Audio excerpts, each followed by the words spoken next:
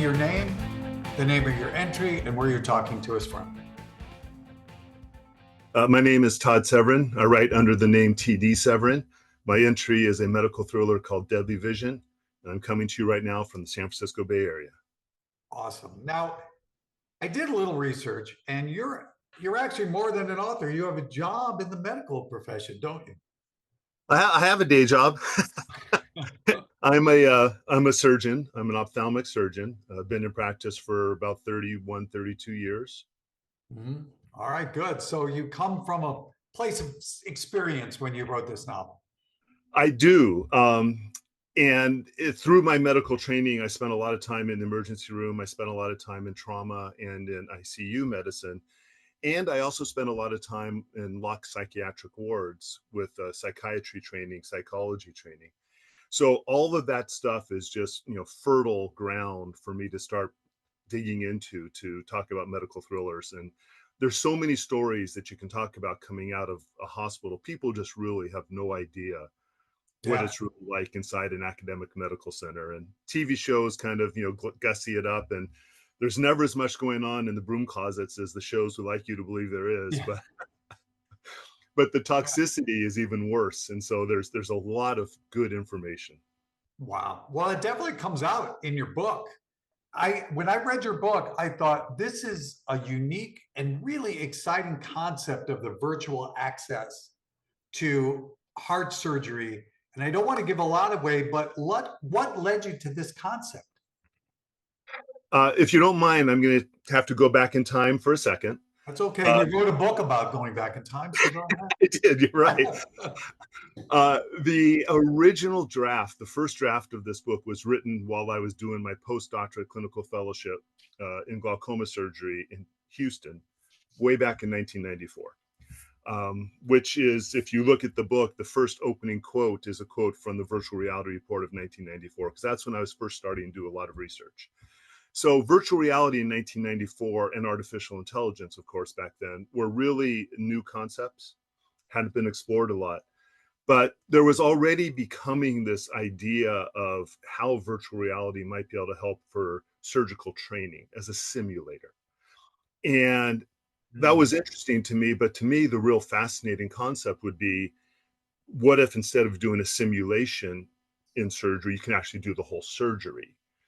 And once I got that idea, then I really wanted to play with the concept of, when you're in virtual reality, you're actually existing in a different reality while you're still existing in this reality. And I wanted to play with that concept of duality of existence and how the virtual world could affect somebody in the real world and vice versa. And so with that as like the flavor behind me, the story just started to have its genesis, and then the layers just grew on top of each other. You also have a nice mix of action. You have a nice setup. There's also a nice mix of tech talk. So that's a lot to manage. Do you plot things out to do that? Do you have an outline, or do you just shoot from the hip like, hey, it's all up here, here I go? Yeah, I'm not a pantser. Like as you said, there's too much going on with this one. Plus, there's so much research, and the research had to be strategically played throughout the whole story. And I really wanted to avoid info dumping. The research had to come out organically, so it's interesting, either in dialogue or in action. So I'm definitely a outliner. I took a writing course, again, way back when, with James Frey, who wrote the book How to Write a Damn Good Novel. And he's an Edgar Award nominated crime writer himself. And he kind of laid out for me these concepts of the heroic journey. And when I plot, I actually base it off of that. And what I mean by that is I plot graphically. I actually draw on a piece of paper the plot outline of what's going to happen for this guy's journey. Because it's really, despite the virtual reality being the interesting aspect, it's really the story of one guy who's going through this experience to emerge a different person at the end. And so I plot it out graphically. And then, where you have your key elements, where you can have your inciting incident or, the first level complication. Once I get those on there and I know what those are, then I have what are called obligate scenes, which are the scenes that have to happen to get to that point.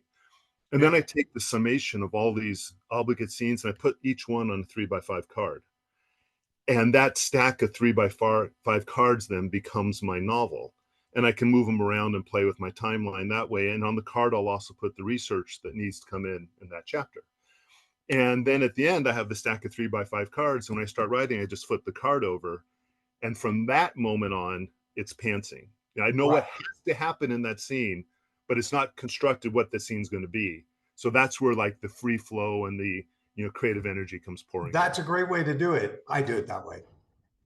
And it's numbered, so I know which piece I want to go to. So when I'm sitting, I'm just like you. I have all my research there. I got all my cards here. I got my graph, and it's tactile. And I think that's so much easier for me to grasp what's going on than flipping through computer programs. Yeah.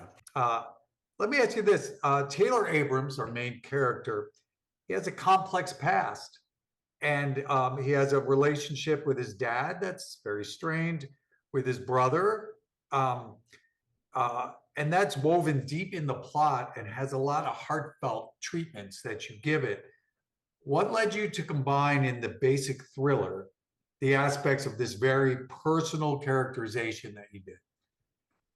Well, the through story for Taylor is a guy who's so driven to overcome his past that he continues to pursue this research when the average reasonable human being probably would have stopped. I mean, why is he pushing through when the entire medical center is against him and the national politics are against him, and there's obvious signs that there's things intentionally being made to go wrong in his laboratory. And then as the past and the present merge with him, again, without going into too much of the storyline, we do drive the guy totally insane. And that was an important part. That's like a crux moment for me, because that's the past becoming so present that he can't ignore it. So for him to go on from that point, I mean, he's, the job's in jeopardy, his wife's leaving him, everything's in shambles. Most people would quit, and he's not going to. And it has to be because there was such a driving force behind this for him. It can't just be for the sake of research, it can't just be, oh, I'm going to save lives. That's too nebulous. It's got to be really deep. And, his past, he's buried for so long. Now that it's coming forward, he knows he can't stop. He has to see this through. And that's his through story. Another thing that was effective, people watching this interview will think, boy, this is a really serious story. And it is. It's wildly serious. But there's a lot of humor in there, especially between Malcolm and Helen. Are they based on any real people you knew, or that was a complete fabrication? It was an absolute complete fabrication. I loved writing Malcolm. He was so much fun because he's quirky on top of quirky on top of quirky. Now, the one thing I will say is that I am a chocoholic. Yeah, join the club. We have jackets.